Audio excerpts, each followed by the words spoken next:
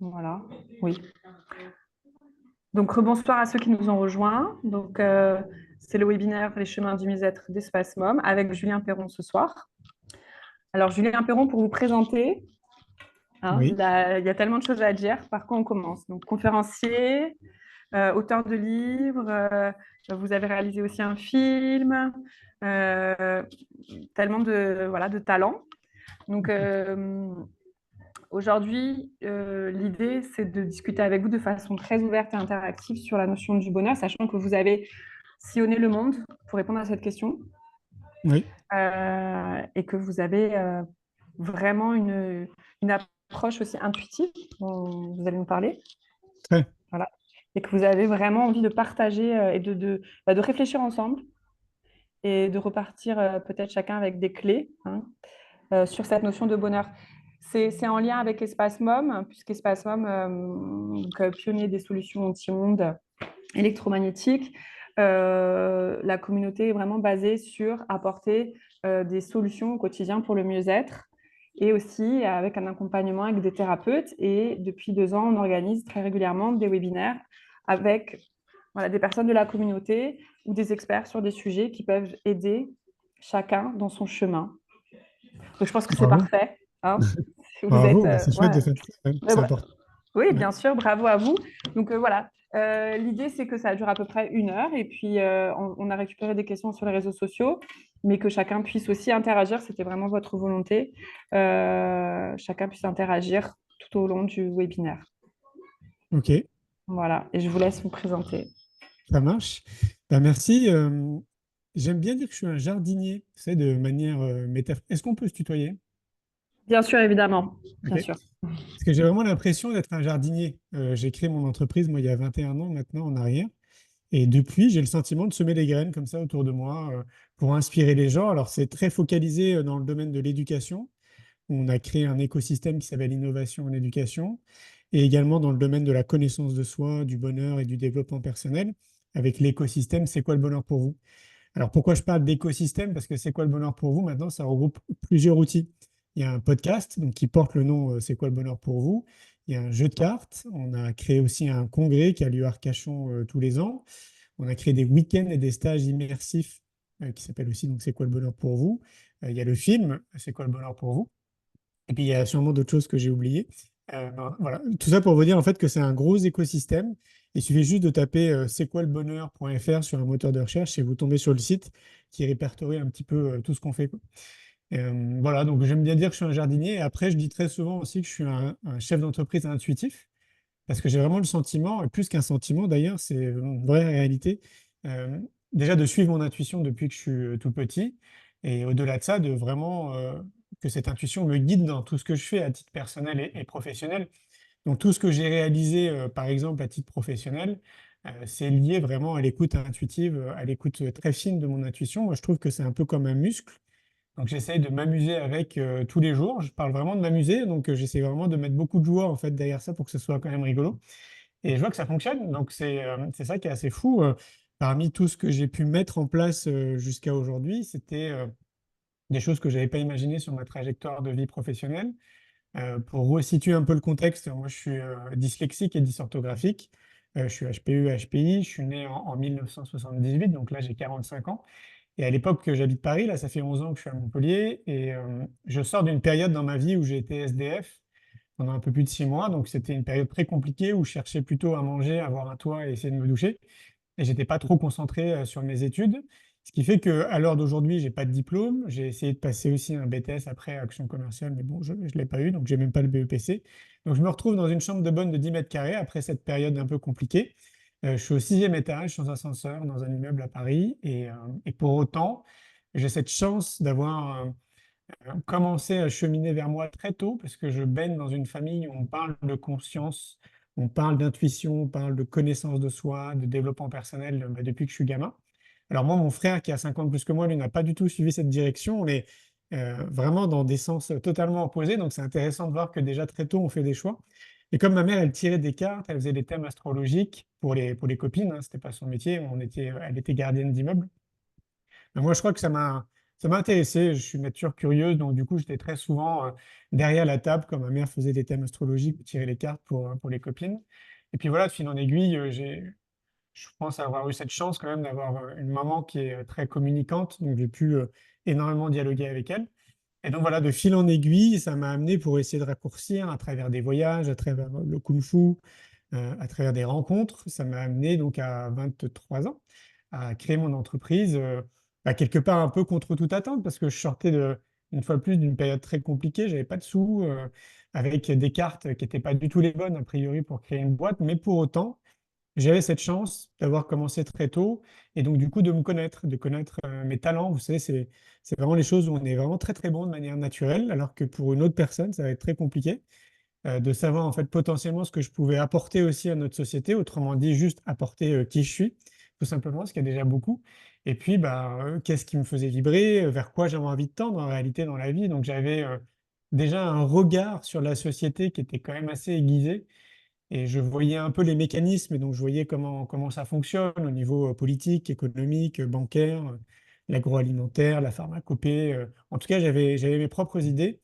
Et donc, je ne me voyais pas faire comme tout le monde, c'est-à-dire avoir un job alimentaire dans une société qui probablement ne m'épanouit pas en priorité, mais qui répond plutôt à un épanouissement du patron. Et donc, du coup, ouais, je me voyais pas suivre ces lignes-là. C'est un peu les lignes toutes droites qu'on nous trace hein, quand on arrive sur les bancs de l'école ou globalement dans nos sociétés, peu importe là où on se trouve dans le monde.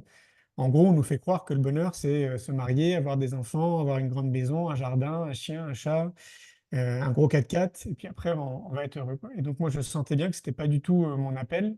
Et donc, très tôt, je suis parti à contre-courant vraiment de ça, et ça a été compliqué, ça a été très, très compliqué parce que là, à l'heure d'aujourd'hui, on peut se dire: «Ah, c'est cool, Julien a commencé très tôt», mais non, en fait, c'est pas un cadeau, de commencer très tôt, surtout à cette période-là, parce que, bah, on n'était pas du tout dans ces énergies maintenant collectives autour du développement personnel et de la connaissance de soi. Moi, j'avais le sentiment d'être seul.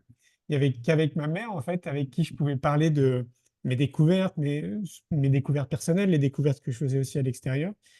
Et ça, c'était très frustrant parce que le peu que je puisse en parler à l'époque avec des amis ou même parfois avec des membres de ma famille, bon, bah, on se fichait de moi, hein, très clairement. Par exemple, juste pour imager le propos, moi très tôt, sans trop le savoir, en fait, vraiment quand j'étais enfant, je faisais des câlins aux arbres, ce qu'on appelle maintenant la sylvothérapie. Mais bon, moi à l'époque, on me prenait vraiment pour quelqu'un de très bizarre. Et moi-même, je ne savais pas en fait pourquoi je le faisais, mais juste, je ressentais que ça me faisait du bien. Et donc, il y avait plein de choses comme ça, la méditation, le yoga, enfin, tellement de choses. Voilà, le kung-fu qui m'a amené aussi dans d'autres sphères spirituelles. Donc, j'avais pas un terrain un bassin en fait social autour de moi avec lesquels je pouvais parler de tout ça. Donc, ce qui fait que ça a été vraiment pas simple pendant de nombreuses années jusqu'à justement créer mon entreprise pour au final créer un réseau, tout simplement. Parce que je me suis dit, bah, il y a forcément des gens qui sont, qui sont comme moi sur cette planète. Et donc, j'ai commencé à organiser euh, on va dire comme des rencontres de thérapeutes, de professionnels dans le monde du bien-être à Paris. Donc, on faisait ça dans un restaurant. Donc, au début, on était 10. Et puis, de fil en aiguille, on est passé de 10 à 50, à 100 et tout, etc. Donc, je me suis rendu compte que bah, finalement, j'étais pas seul. Il y avait des gens qui étaient comme moi. Et puis voilà, après, bah, j'ai essayé du mieux que je pouvais de continuer à développer cette entreprise que je venais de lancer.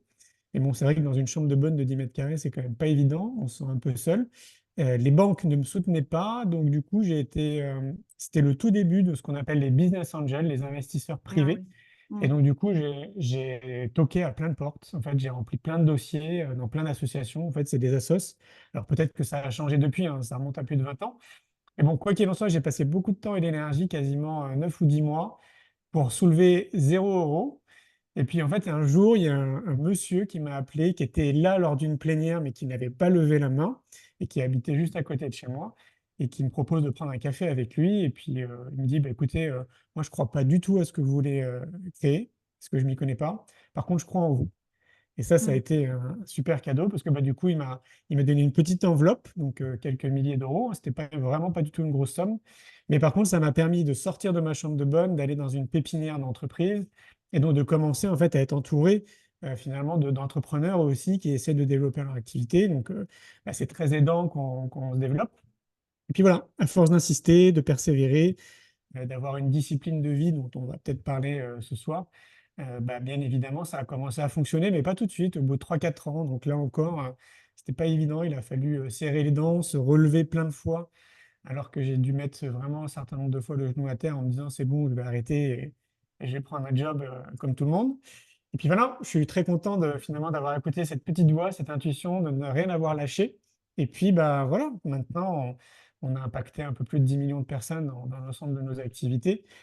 Et je suis très content de ça. Et puis je sens en fait que c'est encore le début quelque part, même 20 ans après. Donc j'ai une liste encore de 17 projets sur mon bureau avec tellement de choses à faire dans le monde de l'éducation, de la connaissance de soi que je suis toujours rempli de joie à me lever tous les matins à 5h30 pour participer à ces prises de conscience collectives et positives dans notre société. Voilà, je suis très content d'ailleurs de vous dire que, ouais, en tant que dyslexique et dysorthographique, j'ai quand même réussi à écrire un livre. C'est quoi le bonheur Oui, c'est pour vrai. vous? Mais c'est bravo déjà. On avait une question, donc vous vous doutez, je ne vais pas vous demander si vous êtes heureux. Je pense que ça se voit. Que déjà bravo pour votre parcours. Alors vraiment, c'est pas facile à résumer. Pour vous, quelle est votre définition du bonheur? Déjà, peut-être comment vous voyez le bonheur de manière générale. Quelle est votre définition?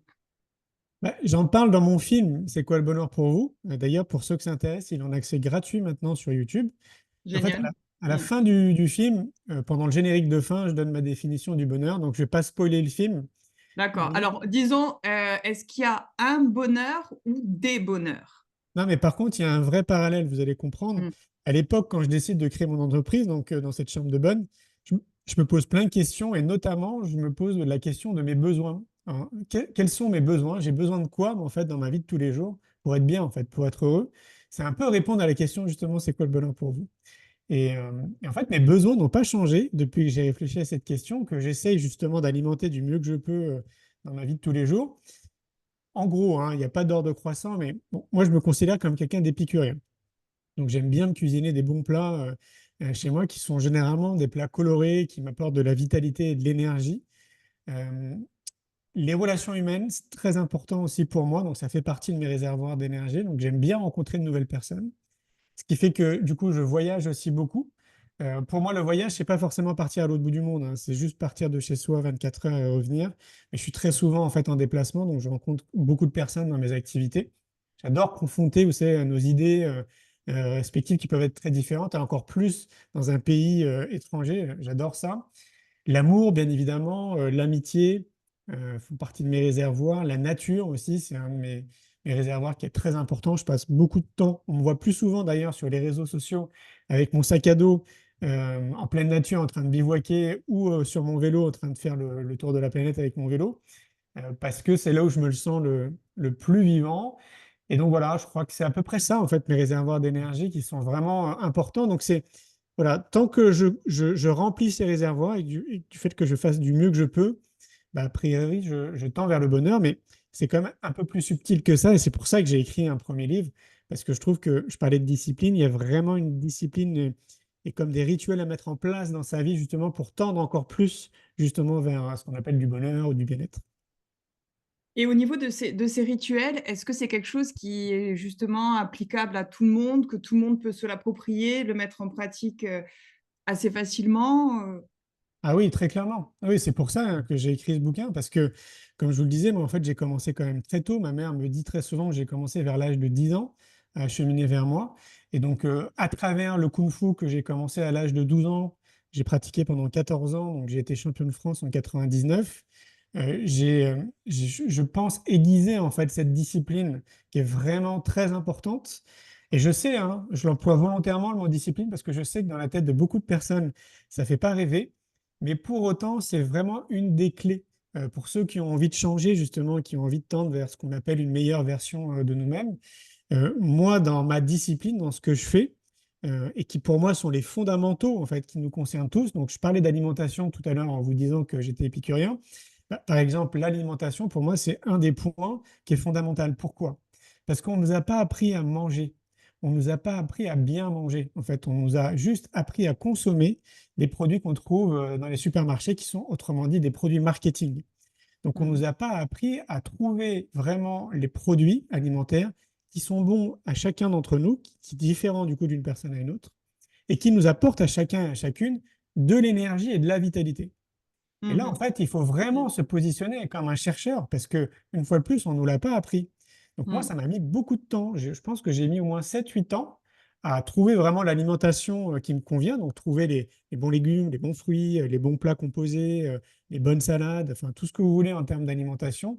Sachant qu'à chaque fois, je le sais, parce que maintenant je me connais, ça va m'apporter justement de l'énergie et de la vitalité. Ça, c'est un des points. Le deuxième point, c'est qu'on est dans une société qui est ultra sédentaire. On est dans une société, partout en fait, dans toutes les villes en France, globalement, on est assis derrière notre bureau. Ensuite, quand on part du bureau, on est probablement assis dans les transports, dans une voiture, sur une moto, un scooter, un vélo. Quand on rentre chez nous, après, on est assis, on s'affale sur notre canapé. Autrement dit, on passe plus de temps assis que dans le mouvement. Et donc, moi, ce que je préconise, c'est de remettre du mouvement, en fait, dans sa vie, parce que ça nous manque cruellement. Si on remonte à l'époque de Néandertal, par exemple, ou même bien avant, on voit, en fait, qu'on est vraiment conditionné, ça fait partie de notre ADN pour se déplacer, pour être dans le mouvement. On est des nomades, en fait, quand même, d'origine. Donc, de remettre du mouvement dans notre vie, c'est fondamental. Donc, ça passe idéalement par trouver l'activité sportive qui nous convient. Et là, c'est à chacun de trouver ce qui lui convient. Pour certains, c'est la natation, la marche à pied, le vélo, peu importe ce que c'est, mais à chacun de retrouver. Et si on n'arrive pas à trouver un sport qui nous plaît, pour X raisons, rien que la marche en elle-même, elle suffit. Donc typiquement, c'est aller à pied, par exemple, à son travail, si c'est possible, ou s'arrêter un petit peu avant pour marcher pour aller après à son travail. C'est si j'habite dans un immeuble où il y a un ascenseur, bah, je ne prends plus l'ascenseur, je monte les escaliers. Enfin, dès qu'on peut, en réalité, mettre du mouvement dans notre vie. Ça, c'est vraiment un des points fondamentaux. Troisième point, c'est le sommeil.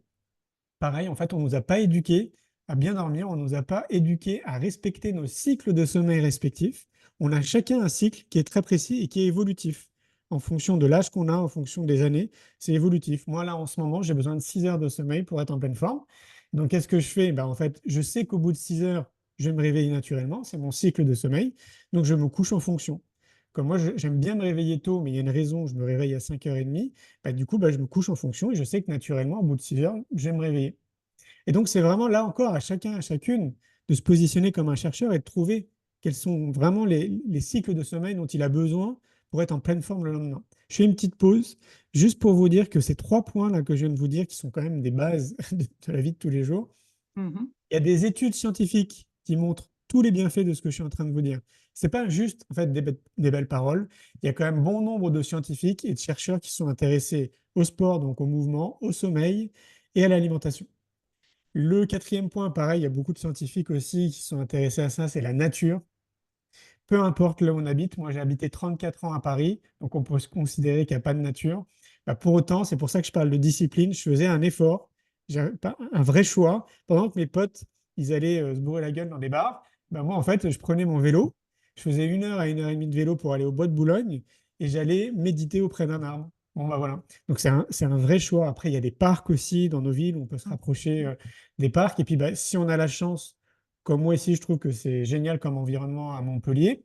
Ben, moi, je prends mon vélo, par exemple, et là, pour le coup, une demi-heure, je me retrouve en pleine campagne, puis après à la mer, quoi. Donc, la nature vraiment nous veut du bien, que ce soit une forêt, un lac, la mer, la montagne, peu importe ce que c'est, d'essayer d'y passer du temps du mieux qu'on peut dans la semaine, le plus souvent possible. Pareil, en fait, ça, on voit qu'il y a énormément de bienfaits sur notre cerveau, sur notre corps, sur l'ensemble de nos cellules. C'est assez incroyable. Et le dernier point que j'intègre en fait dans cette discipline, et vous allez comprendre, c'est la relaxation. Pareil, on a je ne sais pas combien de centaines d'études autour de la méditation, de la cohérence cardiaque, qui vraiment martèlent et confirment les bienfaits de 10 minutes par jour. 10 minutes par jour, c'est quand même pas beaucoup quand même sur une journée de 24 heures, de tous les bienfaits que ça peut nous apporter. Et c'est pour ça que je parle de discipline, parce que si par exemple demain, une personne qui nous écoute va faire 10 minutes de méditation, mais qu'elle le fait qu'une fois et qu'elle va reprendre un mois après, elle n'aura pas le temps en fait de se rendre compte des bienfaits pour elle et pour son cerveau et pour son corps. Donc la discipline, c'est quoi en fait? C'est comprendre que plus je vais répéter les choses, plus je vais être constant dans ce que je fais et plus je vais pouvoir mesurer justement les bienfaits. Et on peut l'appliquer dans tout. Moi, je l'applique dans mes activités professionnelles. Je suis constant et discipliné dans tout ce que je fais. Donc forcément, au bout d'un moment donné, j'ai envie de dire, ça paye. Et donc ça, voilà, vous voyez, c'est une discipline de vie qui devrait être intégrée dans notre société, au même titre qu'on se brosse les dents, qu'on prend une douche. Voilà, manger sainement, attention à son sommeil, la nature, remettre du mouvement dans sa vie, et puis bon, faire des exercices de relaxation. Et j'aime bien aussi d'essayer du mieux qu'on peut de sortir de notre zone de confort, parce que là encore, ça fait partie des bienfaits qui nous permettent de nous sentir vivants, en fait, tout simplement, quoi.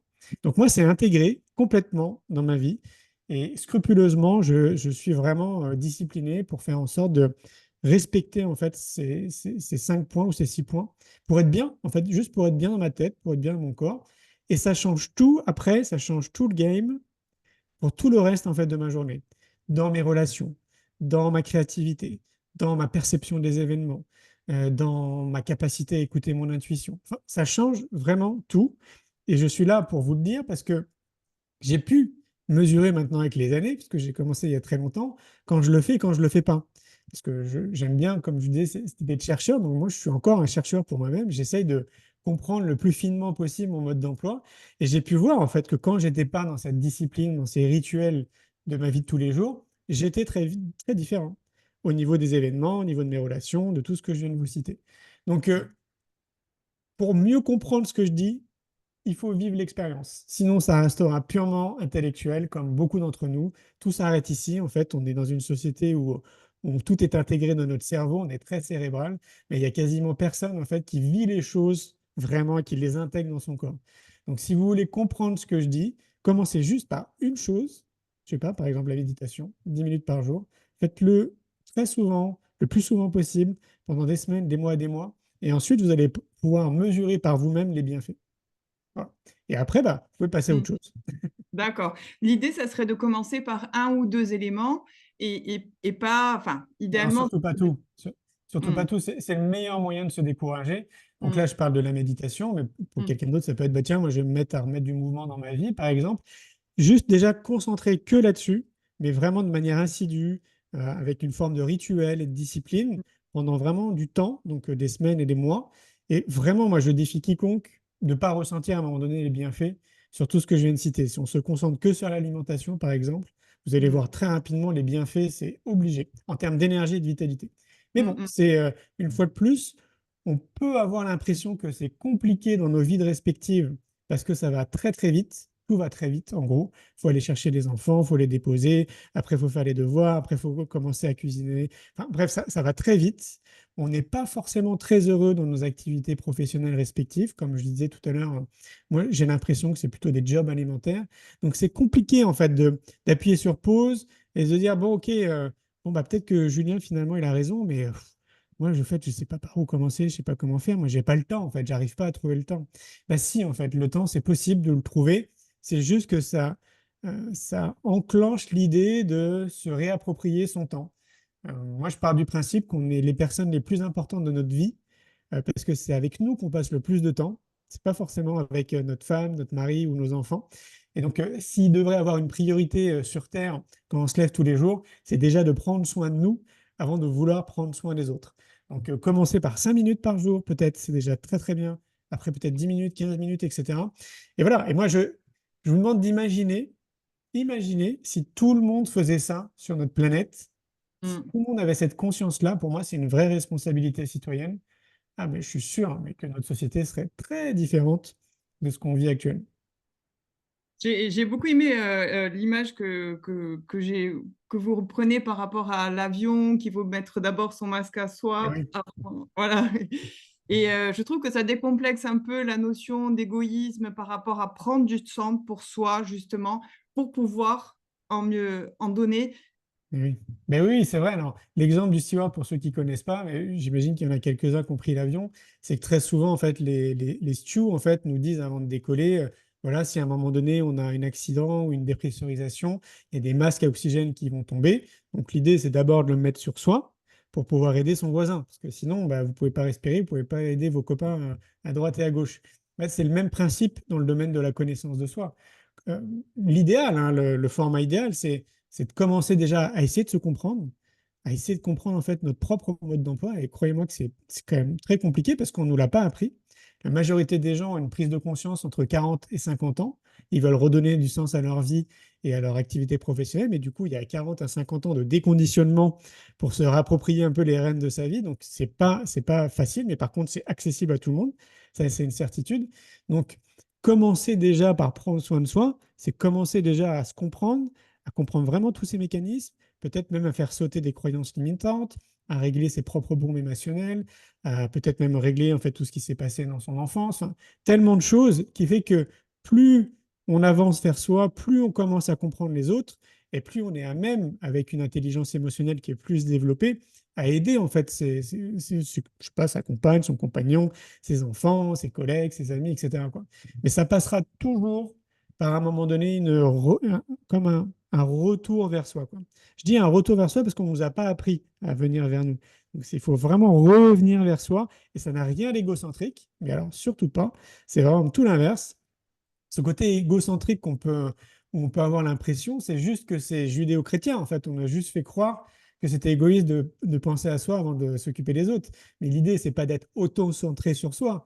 C'est pas du tout ça le délire. L'idée, c'est vraiment juste de conscientiser que je suis ma priorité, je suis la personne la plus importante de ma vie avant de vouloir prendre soin des autres. Et plus on enclenche ça, plus on se met en marche et en action dans cette direction, et plus on voit en fait que, évidemment, c'était dans ce sens-là qu'il fallait commencer le plus tôt possible. Et après, ça profite aux autres, en fait, de notre C'est bien-être. ça.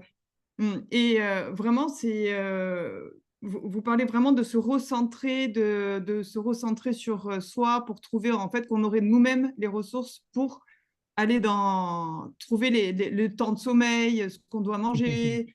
C'est euh, Tout à fait. c'est vraiment avoir une introspection. Vraiment, en fait, on a déjà toutes les ressources. On est équipé de tout ce qu'il faut. Tout ce qu'il faut. C'est juste que dans notre société, comme je le disais en amont, on nous a posé sur des rails, on nous a dit la vie, elle est comme ça, petit gars. Voilà la conception de comment tu vas percevoir ce que c'est l'amitié, l'amour, la sexualité, le mariage, comment être heureux et tout, etc. Mais on ne nous a pas appris à être autocritique, on ne nous a pas appris à remettre en question en fait tout ce qu'on nous dit, et on ne nous a pas appris à apprendre à apprendre.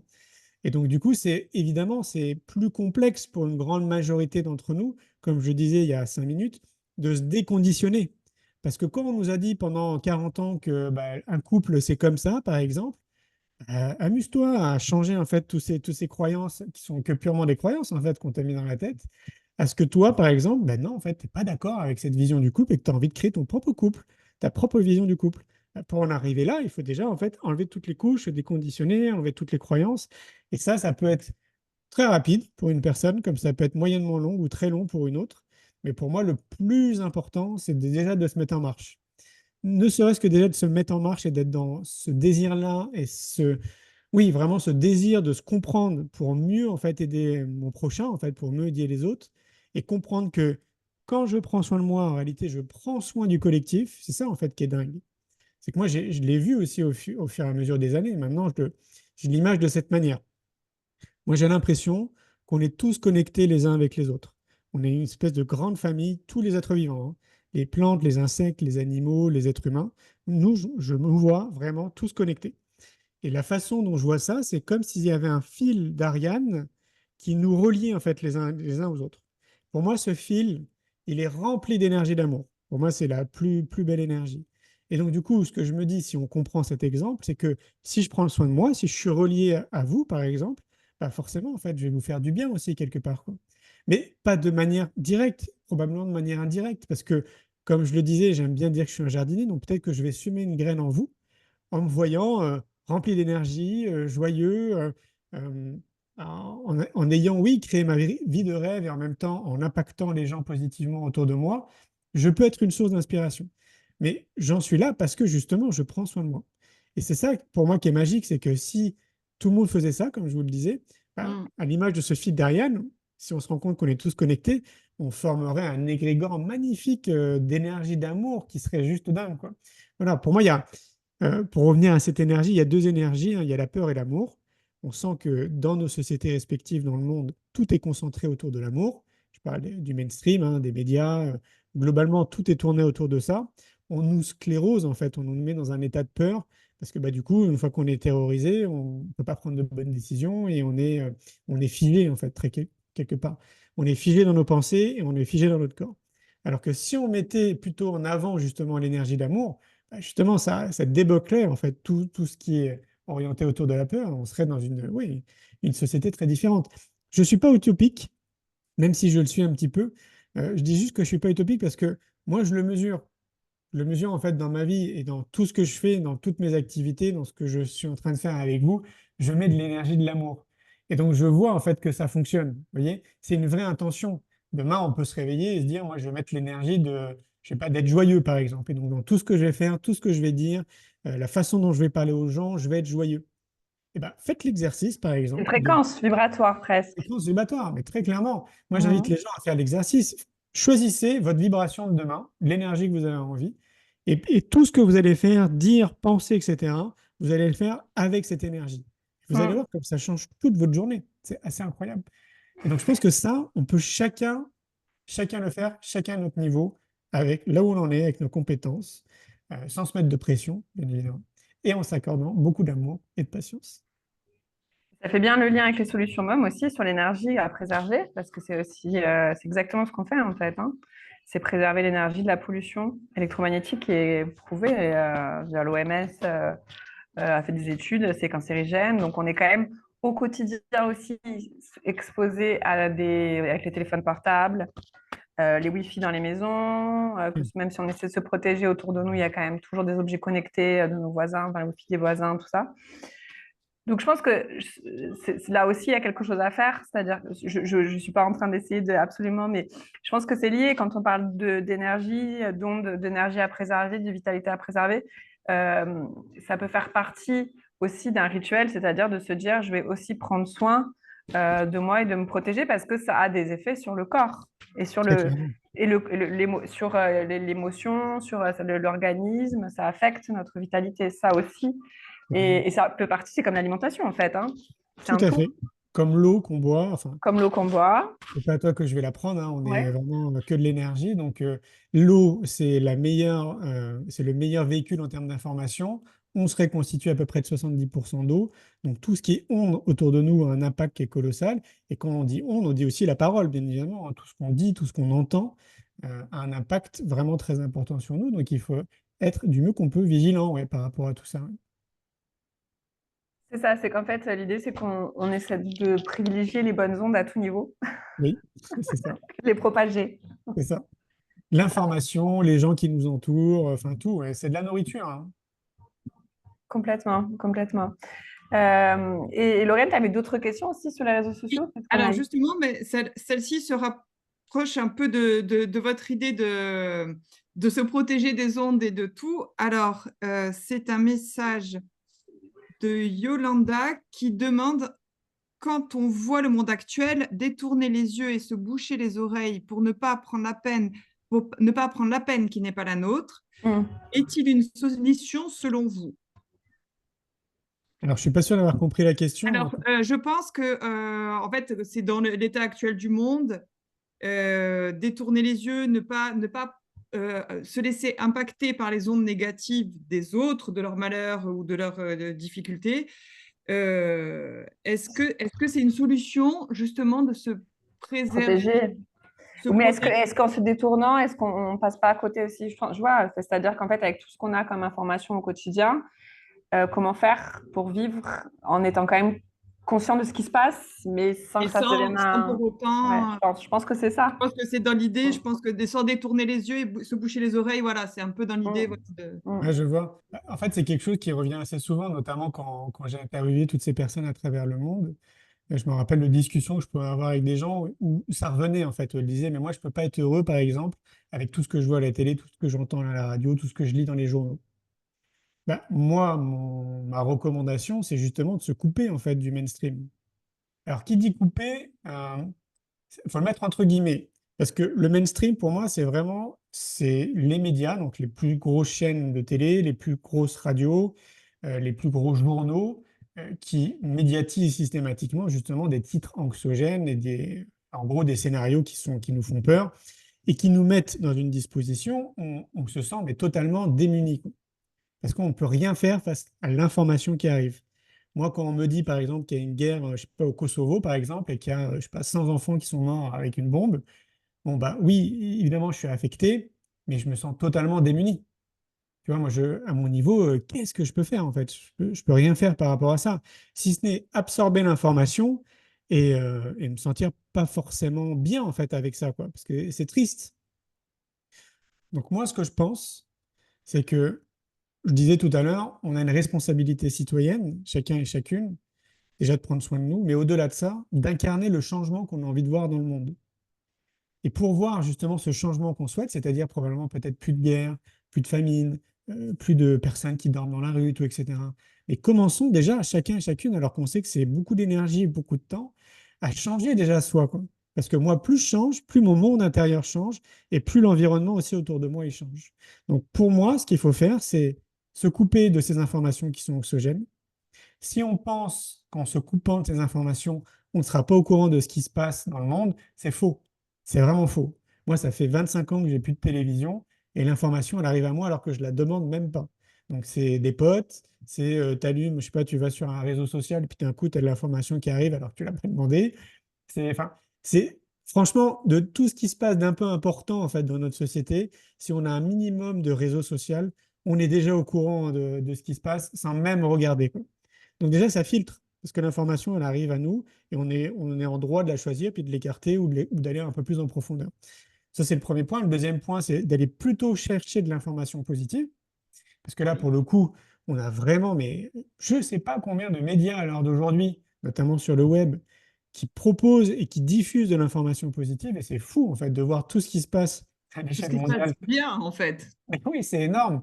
Parce que faut juste comprendre que les médias le mainstream, ils ont choisi un angle. Ils ont choisi l'angle de la peur, pour vraiment ultra synthétiser. Ben, il y a d'autres angles. Par exemple, moi, de ce que je fais depuis 20 ans, quelque part, je suis un média aussi. À travers ben, les films que j'ai réalisés, les livres, les podcasts, le jeu de cartes, tous les événements qui ont un fort impact sociétal quand même, parce qu'on fédère 15 000 personnes quasiment tous les ans. Ben, nous aussi, en fait, on est un média, mais on est un média positif. Ce qu'on véhicule, c'est de l'information positive. C'est toutes ces personnes qui se mobilisent dans le monde de l'éducation et dans le monde de la connaissance de soi. Et encore, moi, je suis, et mon équipe, on est vraiment un tout petit maillon dans la chaîne. Parce qu'il y a des acteurs qui sont beaucoup plus importants que moi, qui eux aussi participent à cet égrégore positif, j'ai envie de dire. Donc, aller choisir l'information, et comme on le disait, c'est vraiment de l'alimentation, c'est de la nourriture, en fait, l'information. Aller les choisir, c'est déjà aussi, je pense, quelque chose qui permet de contrecarrer ça. Donc, en partant du principe que ça nous rend impuissants d'avoir face à toutes ces horreurs, tout ce qui se passe, on nous fait croire en fait que les gens, globalement, dans notre société de tous les jours, c'est des fous, ils sont tarés, ils sont dangereux. Alors que moi, pour aller en contre-exemple de tout ça, moi, je voyage très souvent seul avec mon sac à dos, je dors chez les gens, je fais très souvent de l'autostop aussi avec des gens, enfin, je rencontre plein de personnes. Et franchement, 90% des gens que je rencontre, c'est des chouettes personnes, c'est des belles personnes. Rien à voir avec ce qui est véhiculé dans les informations. Donc le troisième point, quelque part, pour faire le point, le lien avec ce que je dis, c'est de vivre soi-même des expériences dans ce sens-là, comme moi je le fais par exemple, mais à un autre niveau, pour se rendre compte que la population, elle est chouette. On est face à une population qui est chouette et on veut tous la même chose. On veut tous être bien dans notre corps, on veut tous tendre vers plus de bonheur, on veut tous être bien dans notre tête, parce que maintenant on parle de santé mentale. On a tous envie de ça. Et pour aller dans ce sens-là, ben, il faut déjà chacun et chacune, une fois de plus, je trouve, se mettre en marche dans cette direction. Donc oui, du mieux qu'on peut, se couper de ces informations et aller choisir l'information positive. Oui, je comprends. Et ça rejoint un peu le point que vous disiez sur se challenger. Oui. Ouais. Ah oui, c'est ça. Ah bah oui, challenger pour moi, c'est sortir de sa zone de confort. Donc oui, c'est vraiment important. Je sais pas, il y a tellement d'exemples. Imaginons qu'il y a une personne, elle est timide. Elle a beaucoup de mal à parler avec des gens. Voilà, le lien social pour elle, c'est un peu compliqué. Bah, sortir de sa zone de confort pour elle, ça va être demain. Bah, peu importe où je suis, dans les transports en commun, au bureau peut-être, des personnes à qui j'ai pas encore parlé, mais peut-être que j'aimerais bien, et ben, je vais faire l'effort. Je vais me rapprocher de cette personne et puis bah, je vais lui dire bonjour et je vais essayer d'entamer la conversation. Ça, peut-être pour des gens comme moi où le lien social est hyper simple, pour moi, ça va être quelque chose de simple, mais pour cette personne pour qui c'est compliqué, si elle arrive à le faire, elle sort très clairement de sa zone de confort et là, ça va lui apporter mais tellement de confiance en elle-même même si ça ne se passe pas super bien à ses yeux la première fois, parce qu'on peut avoir un peu ce complexe de dire, bon, bah voilà, j'ai dit bonjour, mais il ne s'est pas passé grand-chose derrière. Bah, l'idée, c'est d'essayer de recommencer après derrière.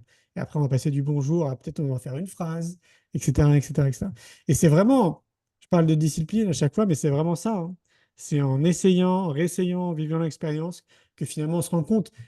Pour vous donner mon exemple, moi, je ne suis pas né conférencier. Je suis pas né écrivain, je suis pas né réalisateur de films. Je suis né, comme tout le monde, de manière tout à fait classique à Paris. Donc, ça ne fait pas du tout partie de mes compétences, d'autant plus que je n'ai pas fait d'études dans ce sens-là, par exemple, pour être conférencier. Mais au début, c'était une vraie galère pour moi d'être conférencier. Vraiment, c'était pas simple. Je me considère comme quelqu'un de timide. Donc, vous mettez sur une scène avec ne serait-ce que déjà 20 personnes, bah, déjà, c'était vraiment très compliqué. De dire des choses qui potentiellement sont intéressantes et interroger un peu les personnes qui vous écoutent, c'était pas évident non plus. Mais il a fallu que je répète, il a fallu que je retourne sur scène, que je réessaye pour me décomplexer et puis pour voir en fait au final que bah, avec le temps et avec la répétition, je devenais à l'aise. Ça ne veut pas dire que même encore maintenant, avant de monter sur scène, j'ai pas le trac et j'ai pas peur. Je l'ai toujours. Mais je canalise cette énergie et je la transforme en quelque chose de positif pour tout donner après sur scène et essayer d'inspirer les gens. Super, merci beaucoup. On va voir s'il y a des personnes qui veulent prendre la parole. Si vous voulez poser vos questions en direct, je peux vous donner la parole. Et sinon, vous pouvez les poser dans le chat. Et après, vous pourrez toujours contacter Julien si par la suite vous avez envie d'échanger. Et surtout, aller lire son livre et voir son film, comme je disais, qui est disponible sur YouTube. Donc voilà, si vous avez envie de poser une question ou de donner votre définition du bonheur, c'est tout à fait OK. On- Voilà, sinon, après, c'est vrai qu'on va juste peut-être prendre encore une question des réseaux sociaux, Lauriane. Alors, une question que je trouvais sympa, c'est maman de Julie qui demande comment apprendre à aimer et profiter de ce que l'on a. Bref, comment vraiment apprécier le bonheur quand il est là. Ça, c'est joli. Comment savoir quand il est là déjà aussi? En avoir conscience. Ah, ben moi, ça me fait penser à être pleinement dans ce qu'on fait, être vraiment dans la conscience de ce qu'on vit et de ce qu'on fait. Parce que, comme je le disais tout à l'heure, en fait, tout va très très vite. Et quasiment dans tout ce qu'on fait, je trouve qu'on met pas de conscience. Quand on mange, par exemple, on est très souvent quand même avec quelqu'un. Et en fait, vous êtes plutôt dans la discussion avec la personne plutôt que ce que vous mangez. Mm. C'est-à-dire qu'on ne prend pas le temps, par exemple, quand on est à table, de bien mastiquer, de voir un peu la sensation que ça fait dans notre corps, de sentir les aliments, de prendre notre temps, en fait, tout simplement. Ça, on ne le fait pas. Et donc, on peut l'appliquer dans tout, même dans nos discussions de tous les jours. Les gens ne prennent pas le temps, je trouve, d'être en conscience, dans un vrai dialogue, par exemple, avec son compagnon ou sa compagne. Donc, déjà, remettre de la conscience dans ce qu'on fait, dans l'instant présent, c'est déjà pas évident en soi. Mais c'est toujours pareil, à force de pratiquer et de repratiquer, on s'aperçoit que peut-être on va prendre de plus en plus conscience justement de la chance qu'on a de vivre cette expérience terrestre, en fait, tout simplement. Moi, je trouve que c'est juste dingue, déjà, de se réveiller tous les matins, d'être vivant, de respirer, de pouvoir sentir, de pouvoir voir pour ceux qui le peuvent. Enfin, ne serait-ce que d'être vivant, c'est déjà, en fait, quelque chose qui est assez extraordinaire. Donc, remettre de la conscience dans tout ce qu'on fait nous permet, je suis sûr, de mesurer la chance qu'on a de vivre cette expérience. Et peu importe d'ailleurs les situations, hein. Moi, pour vous donner mon exemple, quand je vous le disais, à un moment donné, j'étais SDF. On peut considérer que c'est quand même pas très rigolo comme expérience. Surtout que bah, on ne sait pas en fait si cette expérience va durer pendant des mois, des années ou pas, quoi. Il y a un vide intersidéral autour de tout ça. Donc là, pour moi, c'est une des peurs, je pense, qui est parmi les plus grandes peurs des Français. Et bah, pour autant, quand je vivais cette expérience, je pense, grâce à la discipline de vie que j'ai mis en place, parce que je continuais à être discipliné pour prendre soin de moi, très clairement, ça m'a permis d'avoir une vision très différente de ce que je vivais, je pense, de beaucoup de personnes. Et c'est même une certitude d'ailleurs, parce que je discutais forcément avec les gens qui vivaient la même expérience que moi. Et qui pour eux, en fait, moi, ce que je voyais, c'est qu'ils avaient les yeux totalement éteints. Je ne sais pas si ça vous parle, mais moi, je trouve que dans notre vie de tous les jours, parfois, on rencontre des gens, vous savez, ils ont les yeux qui brillent, quoi. On sent qu'il y a de la vie, que l'âme est animée, en fait, très derrière. Et en contrepartie, on peut rencontrer des gens où c'est assez éteint. Et de ce que j'ai vu avec ces personnes-là, avec qui moi j'ai pu discuter, c'est qu'elles étaient résignées en fait. Il n'y avait plus de solution. ils étaient résignés. Alors que moi, je cultivais une forme de positivisme et d'optimisme, je pense lié au fait du coup que je prenais soin de moi, en me disant, bon, bah, ça va être passager, je trouverai une solution, ça va être passager. Et dans ce contexte-là, eh bah, curieusement, j'ai kiffé en fait cette expérience, quoi. J'étais plutôt, alors je dirais pas heureux, ça serait fort de dire ça, mais j'étais bien, j'étais vraiment bien. Parce que j'avais conscience, ou en tout cas, je mettais de l'énergie pour me dire que ça allait être passager et que donc, du coup, ça allait pas durer longtemps. Donc ça a changé beaucoup de choses, mais c'était pourtant, ouais, je suis très content d'avoir vécu cette expérience. Moi, des fois, on me pose la question, si vous deviez changer une chose dans votre vie, rien en fait, je changerais rien du tout. Rien du tout à la virgule près, je ferais exactement la même chose. Bon, là, j'ai pas le temps de vous dire, mais j'ai eu plusieurs vies en une seule vie. J'ai vécu beaucoup d'expériences et merci à ma mère de m'avoir laissé vivre ces expériences. Euh, je referai exactement la même chose, même les pires bêtises que j'ai pu faire, parce que je suis convaincu que je ne serais pas là, ce soir, en train de discuter avec vous. Je change un événement et je pense que ça change tout, en fait, dans le contexte.